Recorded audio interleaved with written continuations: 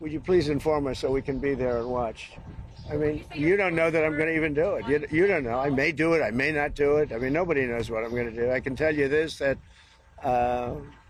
Iran's got a lot of trouble, and they want to negotiate. And I said, why didn't you negotiate with me before? All this death and destruction. Why didn't you negotiate? I said to the people, why didn't you negotiate with me 2 weeks ago? You could have done fine. You would have had a country. It's very sad to watch this. I mean, I've never seen anything like it. It's so, everyone thought it was going to be the reverse. I didn't think so. And I was telling them, you gotta do something. You gotta negotiate. And at the end, last minute, they said, no, we're not going to do that, and they got hit.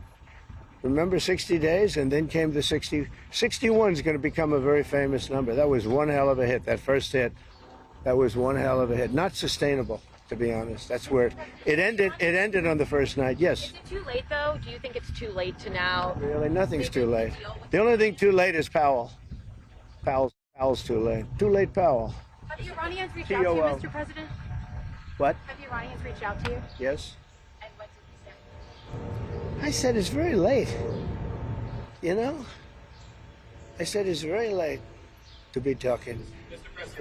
We may meet. It's. I don't know. There's a big difference between now and a week ago, right? Big difference.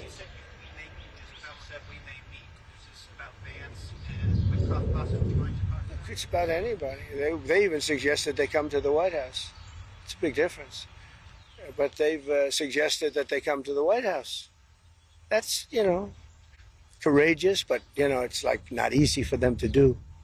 But they suggested, because I can't go now because of what's going on. I had to come back early from the G7, which was terrific, by the way, in Canada. Really terrific. Good people. Is there a possibility of next week or sooner that Well, I don't know how much longer it's going to go on. I mean, they're totally defenseless. They have no air defense whatsoever. Totally captured. We've totally captured the air, Brian. Yeah, Mr. President, you've been fairly compassionate towards the Iranian people's suggestions.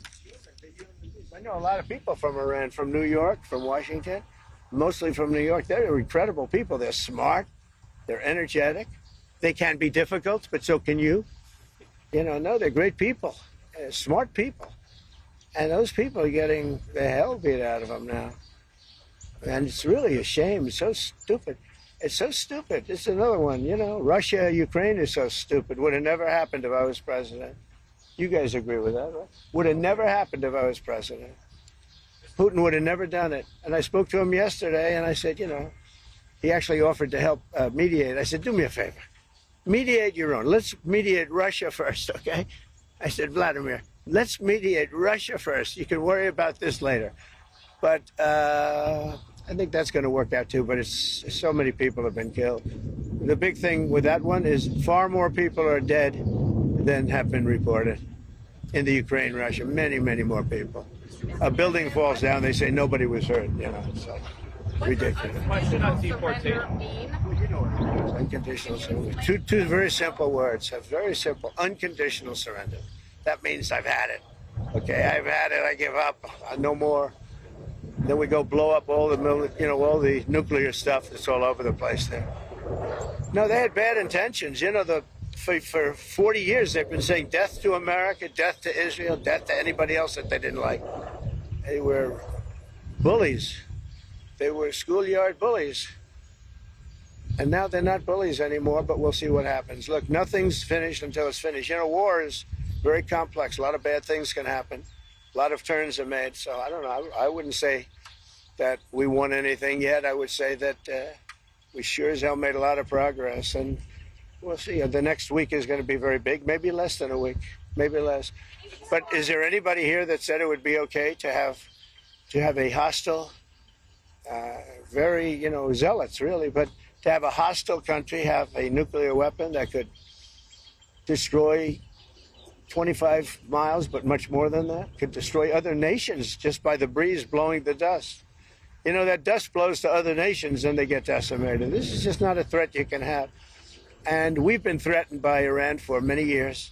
If you go back and look at my history, if you go back 15 years, I was saying we cannot let Iran get a nuclear weapon. I've been saying it for a long time. And I mean it more now than I ever meant it. Yeah. Mr. President, a question on deportations, Mr. President. You said last week that changes would be coming for farmers who have seen a lot of the workers they rely on taken away. But then DHS said this week that worksite enforcement would remain in place, that it's a cornerstone. So what's your message to farmers? We got to get the bad people out of here first, and we're doing that. We're taking them out by the thousands. Murderers, drug dealers, people that are mentally insane from insane asylums. What they gave to us, fellas, they gave. Oh, do we have anybody in here that's a member of the? No, I don't think so. You've known all these people for a long time.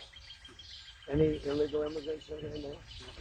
If they were, they'll find out. Right. They'll be checking you. You won't believe it. Your whole life will be destroyed because of this press conference. Watch, they'll destroy these people. I didn't want to tell them that before they stood up. But they'll end up being, he's a so-and-so. This one is from you know where. Don't worry. I think you're going to be okay. Sure. I'll be right behind you. Far behind you. I'll be right behind you.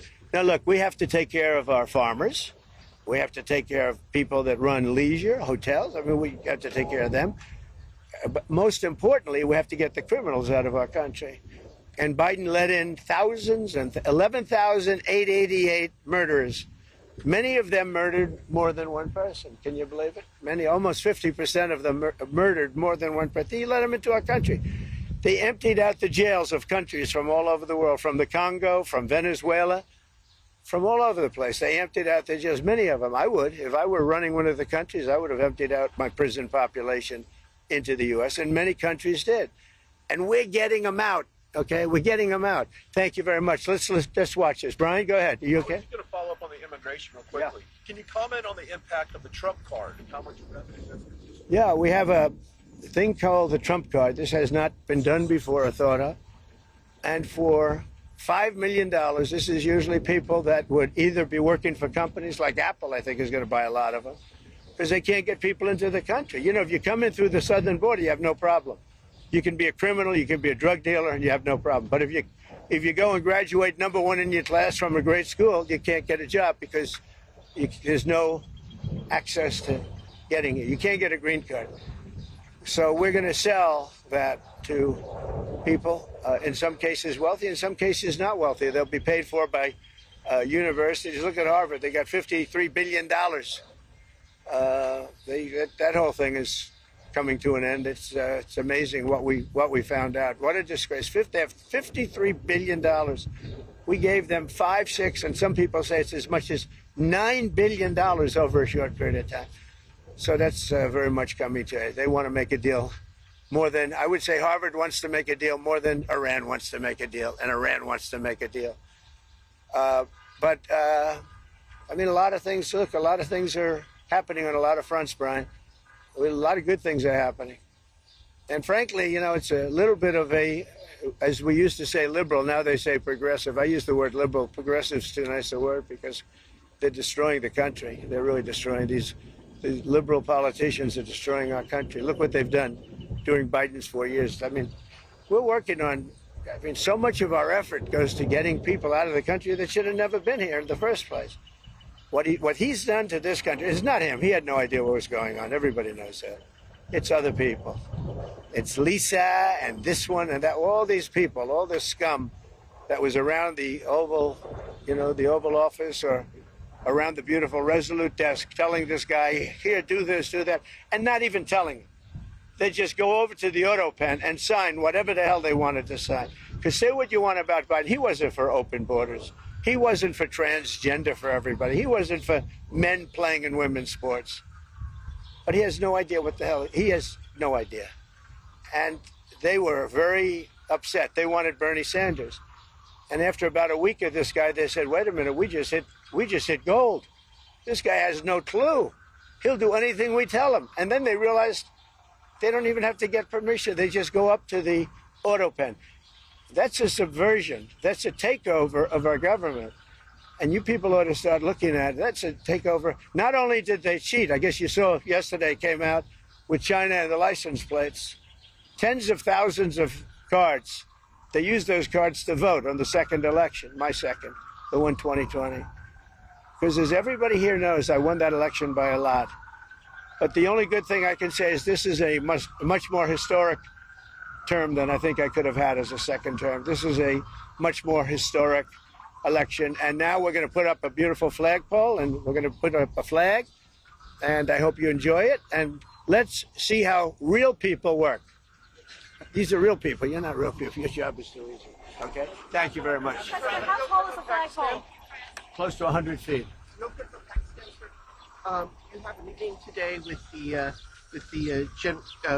Pakistani army chief. What are you looking forward to achieving diplomatically? Well, I stopped a war between Pakistan. I love Pakistan. I think Modi is a fantastic man. I spoke to him last night. We're going to make a trade deal with Modi of India. But I stopped the war between Pakistan and India. This man was extremely influential in stopping it from the Pakistan side, Modi from the India side, and others. And they were going at it, and they're both nuclear countries. I got it stopped. I don't think I had one story. Did I have one story written about it? I stopped a war between two major nations, major nuclear nations. I don't think I had a story written about it, but that's okay. You know why? The people know. The people know. Did anybody write that story about the war? Did you write it? Oh, did you write it? You wrote it. These brothers have asked you to get more involved. Adjustments that need to be made for Marine One departures and arrivals? No, we put it so that Marine One is very far away. We did it in conjunction with the Air Force, with everybody, and everybody signed off on it. Now we have to have it far away. It's very far from Marine One's out there. It's out in the field. So you have to have a certain distance. We're about 3 times that distance. Okay? Thank you very much, everybody. Can you share what you told Prime Minister Netanyahu about getting involved?